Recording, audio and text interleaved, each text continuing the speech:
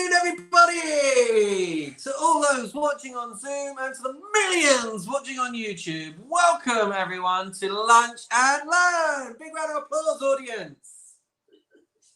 Oh, rubbish. There we go, that's better. So we have got a great show lined up for you today and a warm welcome as well to my very, very best friend, Mr. Morris, who has just joined our community and is sitting online with us today. It is such a pleasure to have you on board, sir. Well done to Mr. Fabian for roping him in. I don't think he knows quite what you've lined him up for, but watching the shock on his face will be a treat.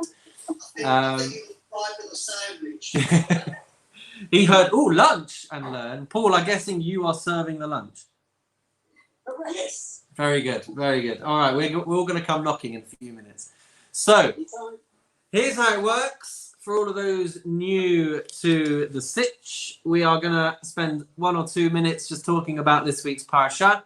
And the rest of the time, we look at some messages from Pirket, Avot, the ethics of our fathers, and see what timely lessons we can learn from our illustrious ancestors. So this week's parasha, Ki Tavo, talking again, Moses addressing the people of Israel, talking about when you come into the land of Israel, Ki Tavo, when you enter into the land, life is going to look completely different. So some of the things that we hear about, and that was just next week's speaker, by the way, testing the link. If you saw someone flash in and flash out over there. So we start off by talking about the mitzvah of Bikurim. What is the mitzvah of Bikurim, I hear you cry? Well, back in the day when it was a much more agricultural society than it is now, any time that people would grow fruits and grain in the land of Israel, they would, look at this, they would quarantine, they would isolate the first bit of produce, and that bit of the harvest would be kept aside for taking to Jerusalem. It wouldn't go out for general consumption or for general sale.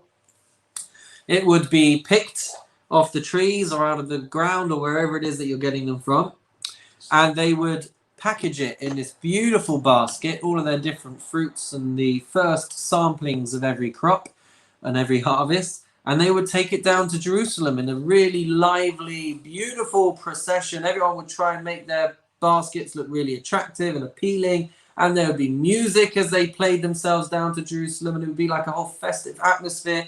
And they would take it down to the Beit HaMikdash, to the temple, and they would offer it there in the temple. And that is the mitzvah of Bikurim.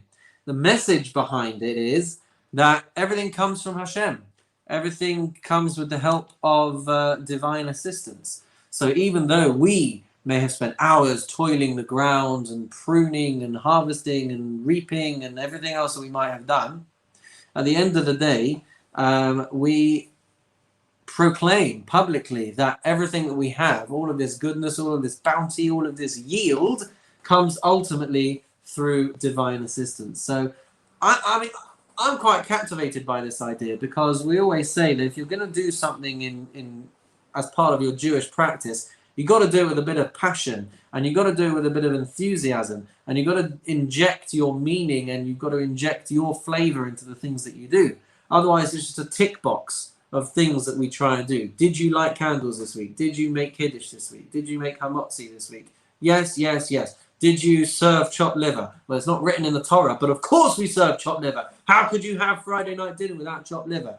Did you serve your chicken legs? Of course we served our chicken legs. I'm a Jew, aren't I? Of course I did. So it's not just about ticking the boxes, but Bikurim, this whole mitzvah, was about passion. It was about putting your own flair and your own angle to it. It wasn't just, okay, here you go, here's my fruit. It was festival. It was a very, very happy occasion when people would come, and everybody on the street would stand up for you and cheer for you and be like, yeah, this guy's bringing his first fruits to the temple, woo woo woo. With that kind of unity and with that kind of enthusiasm and that kind of atmosphere, it was a special moment. That's the first thing that comes up in this week's parasha. We also talk about Moses reminds the Jewish people that we are in it to win it. We are playing the game because we chose Hashem to be His people at Mount Sinai, and He chose us, and it is a never-ending bond. We are forever entwined, and so He reminds the Jewish people of that. And the other main thing that we see in this week's parasha talks about how when they go into the land of Israel, they are going to go to two mountains, to the Mount Grizim and Mount Eval. And what will happen is that the Torah describes this whole process. They're going to have some people up on top of the mountain on Har Grizim. They're going to have some people up on top of the mountain on Har Eval, and all the rest of the Jewish people are going to stand in the valley below. And one side are going to say, well, let's just find the words. They're going to say, blessed is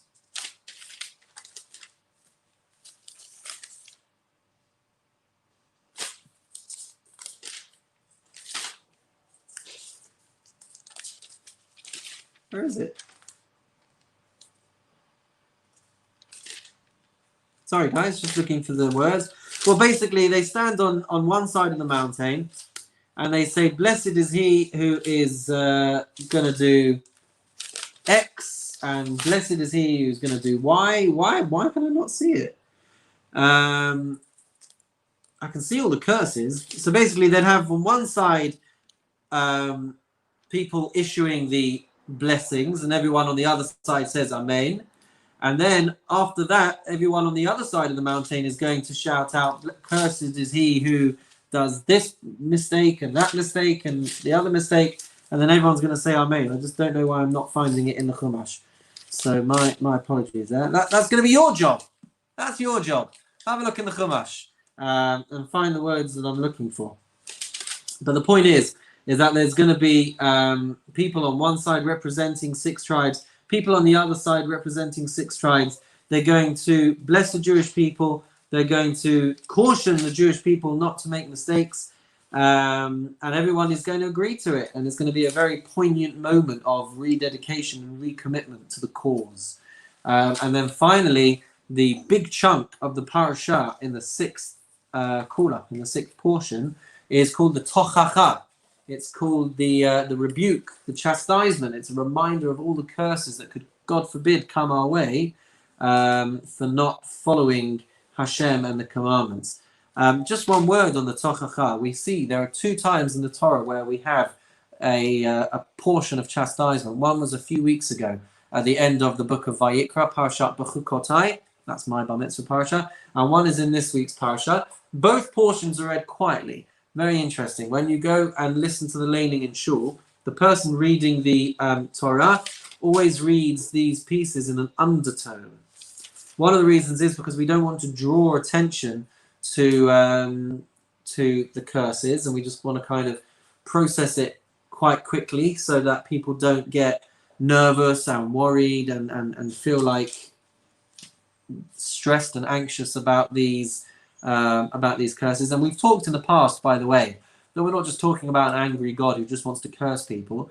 We're talking about a curse being a consequence of distancing ourselves from God.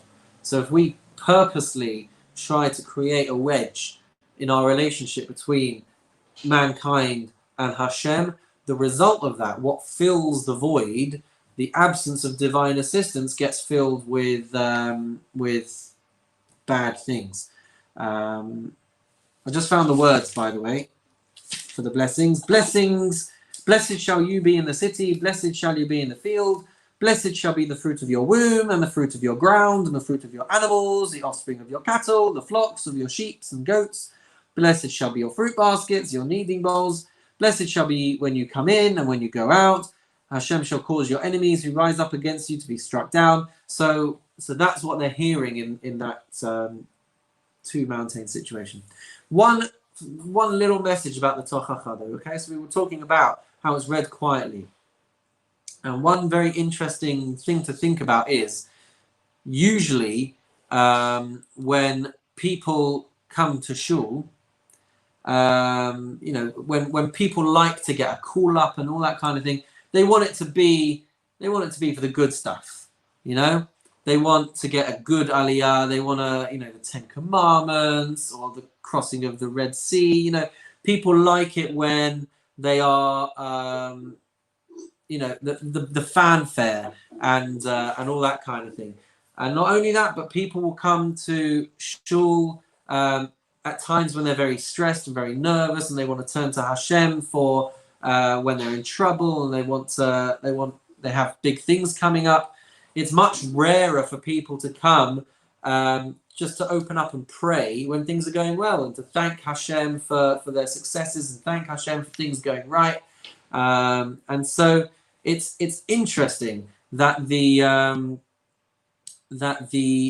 Tochacha is read quietly as a way of kind of counteracting the fact that usually we make a big noise when things are going wrong and not when things are going right. So one of the explanations for why we would read this quietly is to kind of also understand that the bad comes from Hashem, but also the good comes from Hashem as well. So we have to sometimes go quiet for when things are going bad, but we also have to go loud for when things are going well. It's just an interesting perspective to think about. So, Rabbi, yeah. I want to ask you, where does the concept of free will fit into where Hashem is talking about curses of this type? Mm-hmm. The whole one of the key concepts you've taught us is this thing about free will. Yeah. That God gave us free will to do the will. But here there's a slight change to that. Instead of free will, there's this is the good news. By the way, this is the bad news. I don't think you want to know about the bad news because So what I would say to I just find it difficult. So what I would say to that is, I don't see the concept of free will being challenged here. In fact, the whole point is, if you choose to do good, then you're going to have lots of blessing. If you choose to do bad, then these are the types of problems that you might encounter. And what it seems that we talked last week about a way in which a person wants to go, God opens those doors up and allows you to pass through. So it's kind of, from what I can tell from this, it's kind of saying, if you choose to go down this path of distancing yourself from me, then you should just be aware that these are the types of doors that are going to be open to you. These are the kinds of situations that you're going to encounter. These are going to be the challenges that you face. Ultimately, it's going to be up to each person still to decide, and they still have that freedom of choice to and freedom of reaction, you could call it as well, not just the freedom of choice, but the freedom of reaction as well. So Hashem doesn't dictate what our decisions will be necessarily, but he's got it all mapped out, whichever way you end up choosing. I always think of it as a computer program. When you code a computer program, it's only capable of doing what has been coded, but it can work in any kind of way based on the decisions, or based on the calculations, based on the inputs that you put into the computer program. So everything is coded, all eventualities are coded by God, but ultimately the particular path that you take is going to depend on each individual. Stanley, are you chiming in there?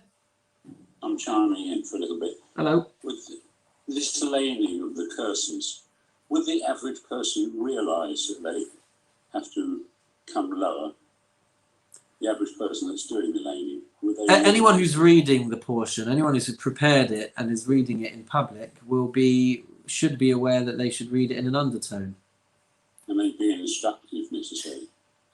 That's right. Yeah. I mean, it's not just about reading it quietly. It's about reading it quieter than the rest of the portion. So there's two customs that have evolved. One is to carry on as normal and then to really go in an undertone.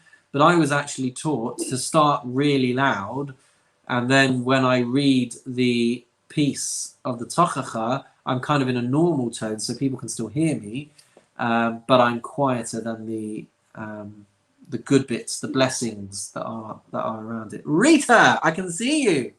Yeah, hi. You're just talking about Bikurim. Yeah. What is just done once a year. At that point where they read that just once a year or something which was done, because every fruit comes different times of year, isn't it? It would depend. It would depend on when they had these things ready for. So it came. So they may be coming. They could be coming at different times. Yeah, they could be coming at different times. All right, guys, that is Kitavo. For all further research and insights, please consult your local Pentateuch.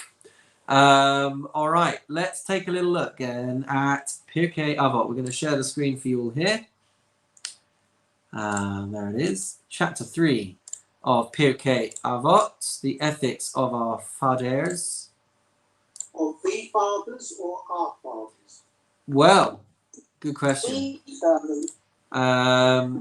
We've Up to now, you've always said the ethics of the fathers. Yes. Today's the first time you've used the word our fathers. that you're good. You're good. We talked a little bit in the very first session that we're talking about our ancestors. We're talking about the sages who are known as our fathers. We also talked about Avot, also meaning kind of the headings of categories. We talk in the laws of Shabbat, we talk about the 39 Avot, Malachot, the 39 broad categories. So one of the other understandings of what Pirkei Avot means is these are the headings, as it were, to base your life around. So it means all of those things and each of those things and none of those things, and etc. All right, so I am up to, I think, on the screen. Oh, where's it just gone? I always need to move things around on the screen to make sure I can see everything. Hide. No, don't hide video panel. Show video panel. Hide meeting controls. There we go. Now I can see that. And I can see that.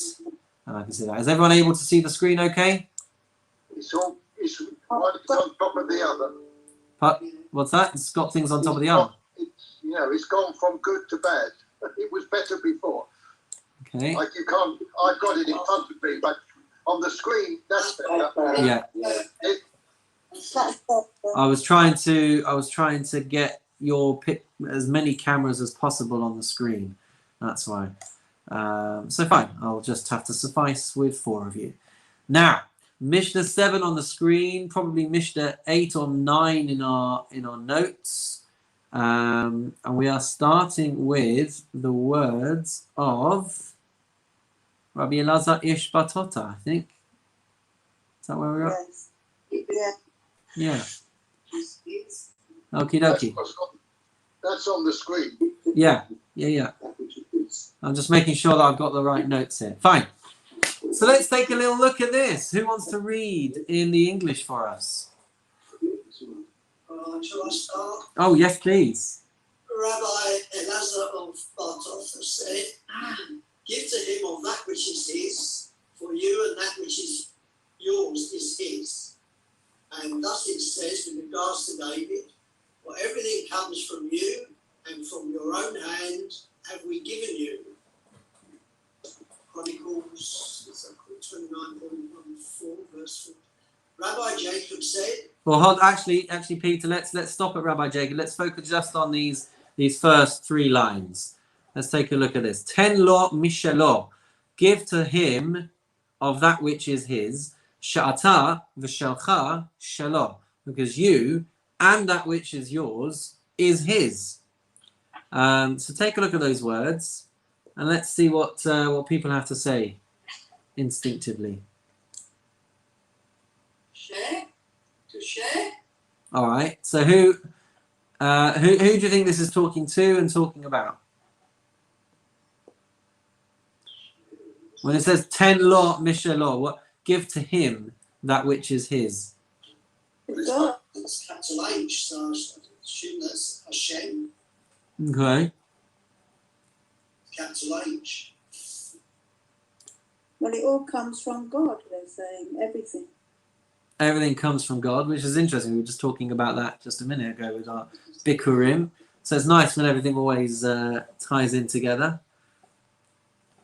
Everything you've got belongs to him. Yes, everything you've been given is given Because from. he gave it to you. Mm-hmm. Yeah. Says the verse in Chronicles, Ki mimcha hakol umiyadcha natanu lach. For everything comes from you and from your own hand have we given you. Is everyone happy with that? Not much to say? Who's David? Who's David? Okay, King David. King David. Oh, David was the king at that time, Rabbi?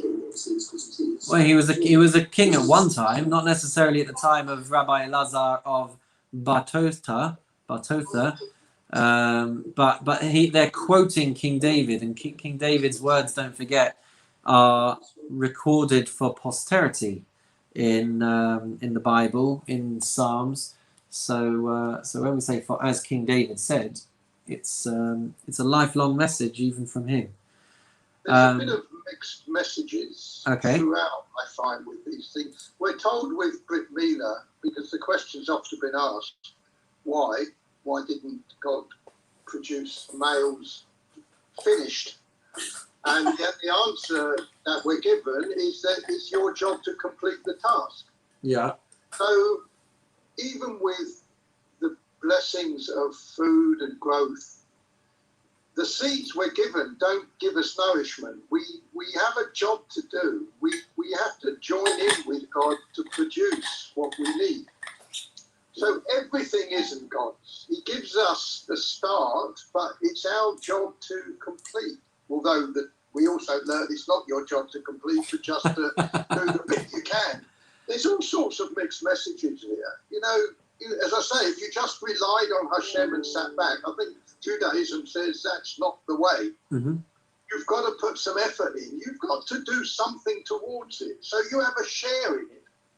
So everything isn't God's. Okay. Part of it is your effort. Part of it is what you put into it. And if you don't put into it, you're going to end up in a very difficult position.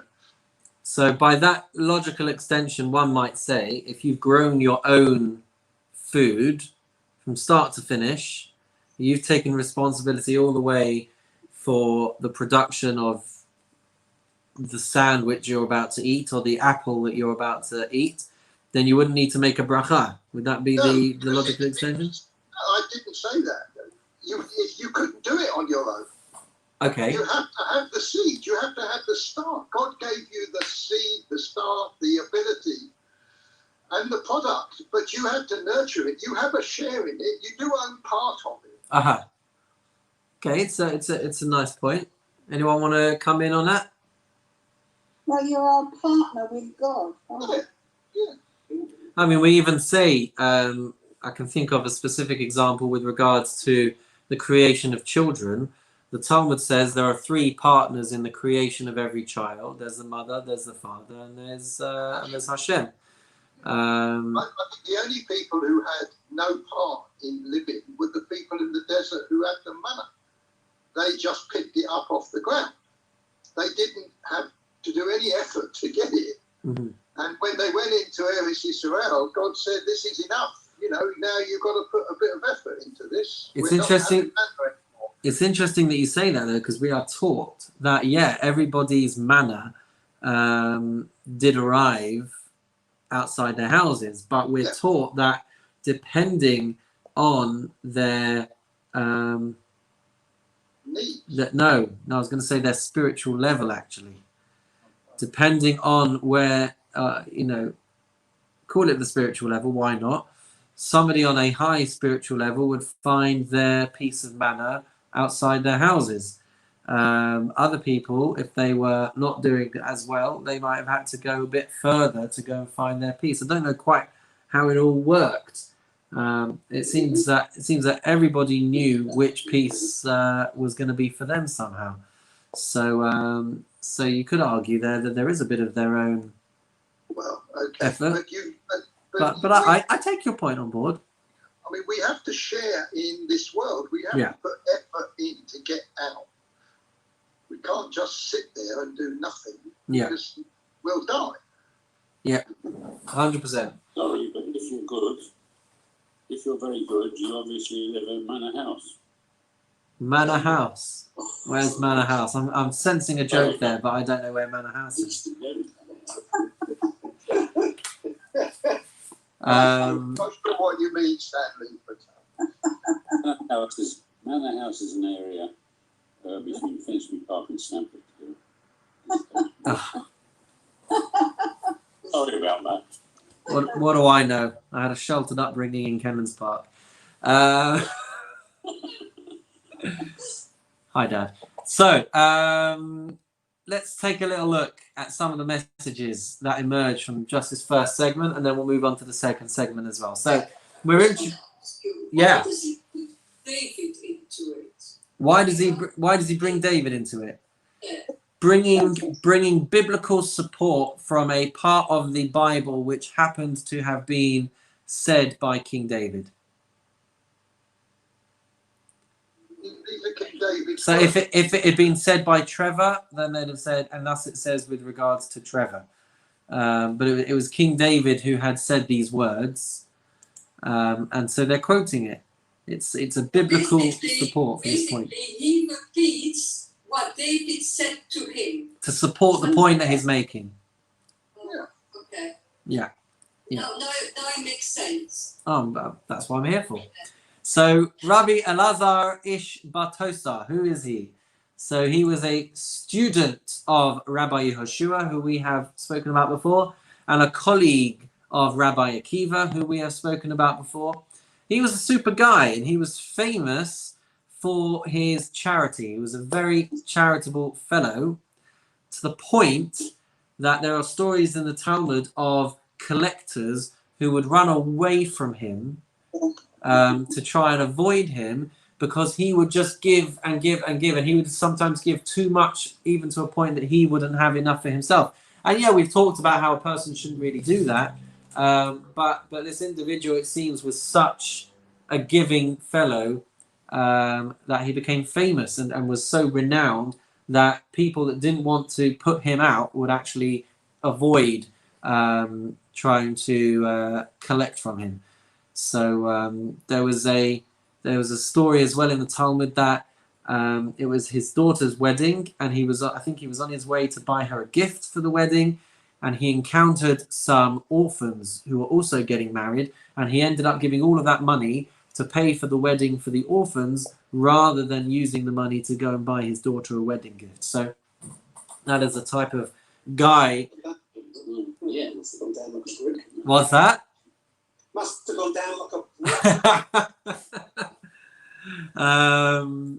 So that is the type of guy that we're dealing with, and perhaps that is why he is the one to come forward with this statement, with this approach, because he was clearly a person who never saw his possessions as belonging exclusively to him.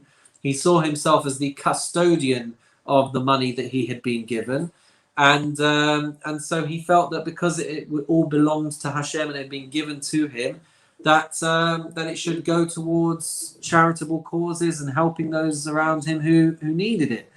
And that really seems to be the thrust of these words, which is that, as we said with regards to... Oh, sorry, was that someone trying to chime in? No? Okay. So it kind of hails back to this point about the Bikurim, that everything comes from Hashem. And the perspective that he's trying to bring forward here is that everything that we have, from our money to our food, to our houses, to our cars, but even to our families and even to our very lives, to the breaths that we take, everything has been entrusted to us by Hashem. It's interesting. It brings this source from King David. Ki mimcha hakol, everything is from you. Umiyadcha netanolach, and from your hand we have given you. And we also say a verse that goes, Biyadcha afkid ruchi. And we also say it as part of Adon Olam. Beyado afkid ruchi. Beyetishan ve'aira. Yeah. So that those words refer to how our souls, our very souls, are deposited in Hashem's hand every night when we go to sleep. So our tradition teaches us that our souls return to Shamayim overnight, which lends us to say, or leads us to say, that even our very lives are not ours, as it were. We talk about like what have I done to deserve this? What have I done to deserve that? Our very existence is treated as a deposit. We are custodians of our souls, which perhaps is why the Torah says that we have to look after our souls and look after our bodies, because we're looking after them. We are the custodians of our bodies, the custodians of our souls, the custodians of our houses, of our wealth, of our children. In all of the books on Jewish education, on chinuch, it talks about how one of the reasons why we want to educate our children in a Jewish way is not just so that they know to have chicken soup on a Friday night. It's because our children are entrusted to us. They're actually Hashem's children as well. And Hashem has decided that you are the best person for the responsibility of looking after Hashem's precious child or children. And so it is you as a parent responsible for nurturing that child, not just because they are the fruit of your loins and the continuation of your legacy, but because they are Hashem's children. And you are the custodian, and you are the person in charge of making sure that that child or those children live a good life, live a protected life, live a life where they are educated in the right way, where they are prepared for the responsibilities that life is going to throw at them. It's not just about their mind. As we were saying before, Hashem is a partner in all of this as well. So we, in Jewish thought and in Jewish practice as well, in educational theory, we are educating children as well because they are Hashem's children. One of the ways that you could look at this is if a guy was to come to you, let's say you're a investment banker or something like that, and someone comes to you with an investment. So they give you the money, and your responsibility with that money is to turn it into a profit. Invest it in all the right stocks or in all the right places, so that yields a profit for the person who invested the money. And life is very similar to that.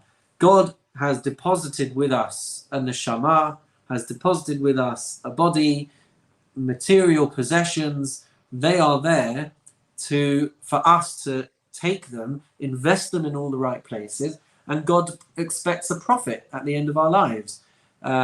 He expects us to have done more good deeds and more charity and cared for others and worked for the communal good and all that kind of thing. So in that perspective then, everything that we have in life is an investment. It's the tools and the equipment that we need to be able to yield a profit based on the resources that we have. And so it's not about how much we have or how much we do, but it is about how much we do, but it's not about how much we have, but whatever we have been given, whatever we have been entrusted with, we now need to turn that into a profit. Is that making sense? Or is that just a load of old cobblers? So Rita was saying, so what's King David got to do with any of this? So King David is one of the greatest Jews who has ever lived, and he had so much. He was literally the king of Israel. He had so much talent, he had so much wealth, but he nonetheless understood that every talent that he had and everything that he had in life came from Hashem. in the story of David and Goliath, all right, you've got this enormous giant beast of a man who is towering over the Jewish people, challenging them to fight. And everyone who is big and mighty and a warrior, they're all kind of taking a step back. And it's King David who steps forward, and he says, like, you know, with this perspective of, look at me, I'm a little schnip, but you're messing with my God, you're messing with my people. There's no way Hashem is going to allow you to get away with that. And so his ability to defeat Goliath comes about through his reliance and his understanding that God is fighting his corner and backing him on his side. So he didn't stand a chance against Goliath. And everybody else who was watching on was like, what does this little schnip think he's doing? Yeah. And he doesn't go with heavy armor. He can't wear it. All he goes with is a catapult. And he basically says to Goliath, like, you think you can talk like that about my God? And then, like, nails him right in the head. So he was somebody who relied on Hashem, and somebody who was humble enough to realize that all of his talents and all of his strengths and all of his abilities were divinely given. You know, we talk about... Why does Rabbi Eliezer think that he can phrase in a better way the words of King David, who I have to say are pretty straightforward and not too Rabbi Eliezer thinks I can say the same thing better than him. Because we have another verse which says, Chanoch lenar al pi darko. We have to educate people according to their way, which means that if we're not going to get the full message just from the words of King David, we might need it phrased in another way to be able to help us all inculcate the message. Similarly, so much of what my responsibility is to keep phrasing things and come up with analogies and stories and whatever. And it's all there to help us build the picture of the message that that Hashem is trying to teach us. So I personally don't get the full message just from King David's words. I need a little bit of help as well. So wouldn't you put King David's message first out of Derech Eretz, and then afterwards explain, maybe, if you felt it necessary, the words, your own words, which you think are maybe better than this? But I wouldn't dream of putting my message before King David. Even I wouldn't do that. So I'm going to have to respectfully disagree. Pardon me? I'm sorry. No. The only reason I would say not to is just because, again, that's not how our educational system seems to work. The point is that all across the oral law, points are made, and then when we're not sure where the source for that has come from, then those rabbis are challenged for it. Yeah. And similarly, if I was to say something and you were to say, sorry, Rabbi Nick, where have you got that from? If it sounds like complete nonsense, then we have to be able to defend our positions. So that would be my only contention to your point. I'm having a little bit of difficulty understanding this thing that David has said. Yeah. It says, for everything comes from you. Yeah. It's capital Y. Is that Hashem? Yeah. Yeah. Yeah. And from your own hand, which again is Hashem. Yeah.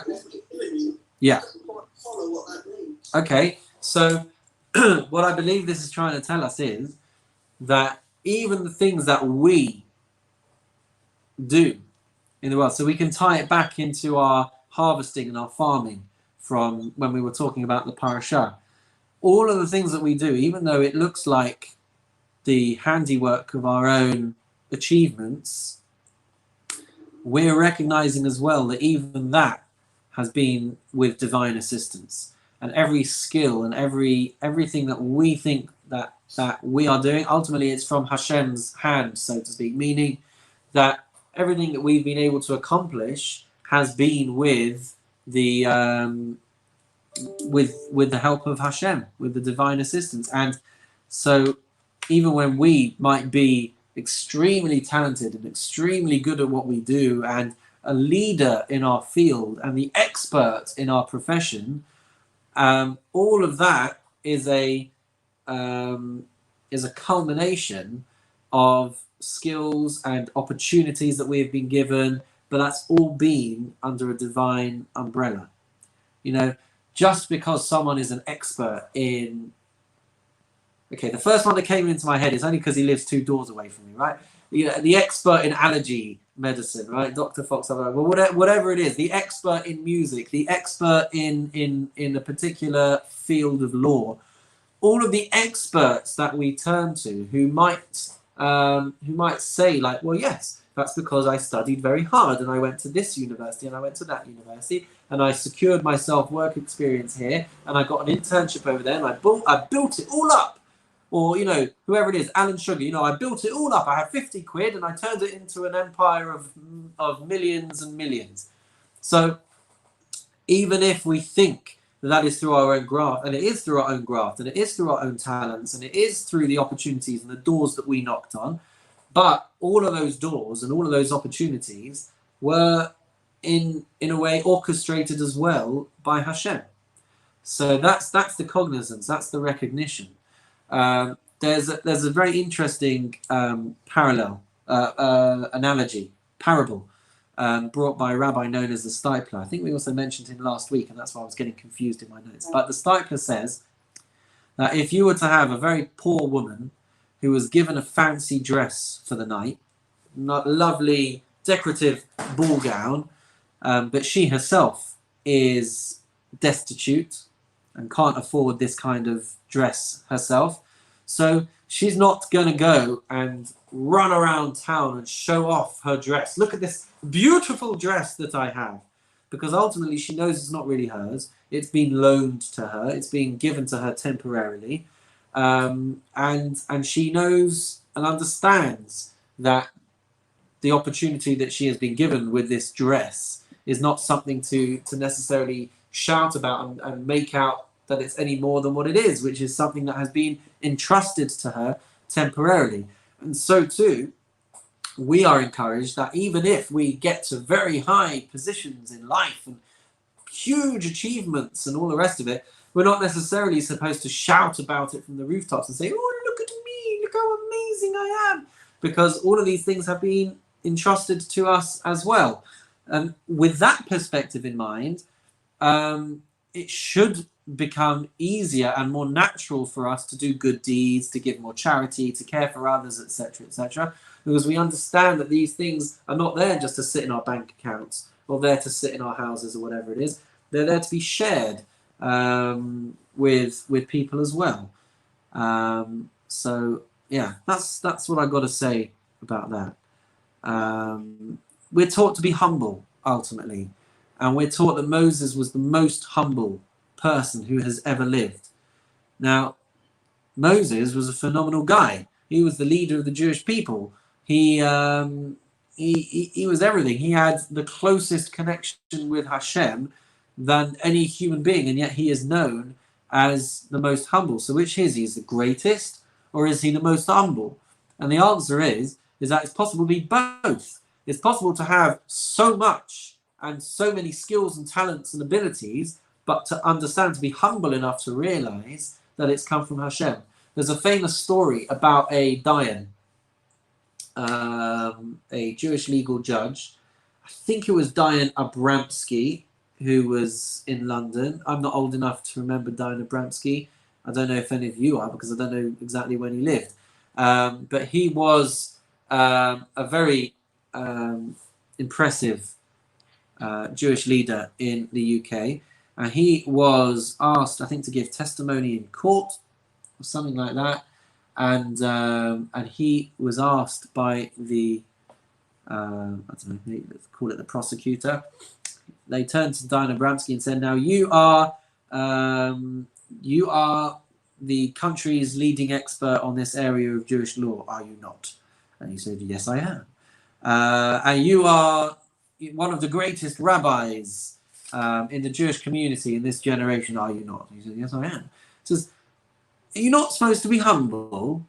Is a rabbi not supposed to be humble? How can you stand there and say that that you're the greatest at this and the expert at that? And he gave an answer along the lines that we've been saying, that it's not a contradiction to talk about how great you are and to recognize how awesome you are, but you're supposed to be humble about it and realize that these are situations that you've been put into by God.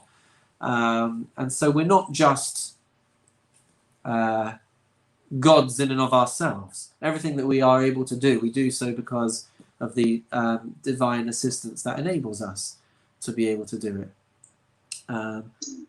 We've probably heard stories of doctors who, when they cure somebody with a particular condition, and I've heard stories like this, the patient will say, "Oh my goodness, thank God that you've been able to do this," and the doctor will say, like, "Excuse me, thank God, I think you'll find it was all me." And that level of our arrogance, as it were, is discouraged in Judaism, because even the most phenomenal doctor has to also understand the role that Hashem has played in the healing and in the treatment of that person. We don't always do that. We don't always live consistently like that. And that's why, as again, we always say, these things are things to build on. These are things to reflect on constantly, and we can't expect to always just get there instantly. It's a perspective. Everything that we examine in these Mishnayot, they are perspectives. They are mindsets to think about and to train ourselves in and to reflect on in our own way and in our own lives. So yeah, that's where we go with this one, I think. But could that be that there isn't a character in the Torah, including King David and Moshe and Avram, that didn't actually have a side to them that was questionable, or didn't carry out an action that was not necessarily correct? Could it be that they were given these bad traits to ensure that we didn't actually glorify them and say everything they did was right? Maybe. King David had a rather unfortunate incident with Episode. a young lady. Moshe didn't follow God's instructions completely at one particular section. It may be, I've never thought of it, but what you were just saying, that maybe God is saying to us, don't glorify these people. What they had was on me. They also had bad points. Human vulnerabilities, fallibility. I definitely think that's a point. I mean, we are not taught where Moshe Rabbeinu is buried, because Hashem never wanted his burial site to be a place where people might be tempted to go and think of him as any, what I don't know what the word is, but for people to, God forbid, be tempted to kind of go and worship at Moshe's burial place. So we don't know where that was. And yeah, I mean, the Torah, you're right, the Torah never hides the mistakes that even our greatest people have made. We don't sweep things under the carpet. Some people do have a problem with the people who collect around various graves at certain times of the year, asking that particular person, that great rabbi or judge, to intervene on their behalf. Some people have a problem with that. That's right, some people do. And it's important to realize that we don't go there to pray to those people. We go there to pray to Hashem, and we're just asking these to intervene on our behalf. Yeah. I don't know what the difference between intervene and intercede is, but that's the other word that gets used. But yeah, Raider. I just want to make a summary of what we did today. Thank you. One of us has to. No, I just want to understand the whole paragraph, these 3 lines. Yeah. Basically, it doesn't come from Rabbi Elazar of Baratot. It just repeats what King David said. Is that correct? It doesn't come from him. Okay, so let me summarize in this way. Rabbi Elazar of Batotha is teaching a message that was particularly meaningful to him in his life. Yes. A message that he, encapsulates who he was as an individual, right? And so his message for the world, if his 30 seconds of airtime, he is saying to the world, give to him of that which is his, because you and that which is yours is his. Meaning that don't be afraid to give, share your talents with the world, to give your goodness to the world, to give to other people, because everything that you have been given is not just yours, it's Hashem's as well. And then what he's doing is he is saying, King David said something very similar to what I said. He said, everything is from you, and from your own hand have we given you. So his perspective is not to be restrained from holding everything to yourself, thinking too much of yourself, and all that kind of thing. I understand. Rabbi Elazar are going to send it in his own words. Yeah. And Rabbi and King David says the same thing. Yeah. In his words. In his words. And they all support each other, and they all send the same, all trying to send the same message. So yeah, something to think about. We'll do the other 4 lines next week, because we have reached the end of our time together. So that's all for this week. If you'd like to join us for the after party on Zoom, please feel free to do so. We're going to wish everybody on Facebook and YouTube a meaningful and wonderful day, and a Shabbat Shalom for when it comes. And we're going to have one last catch up on Facebook before we go. But signing off with you guys for now. Take care, everyone.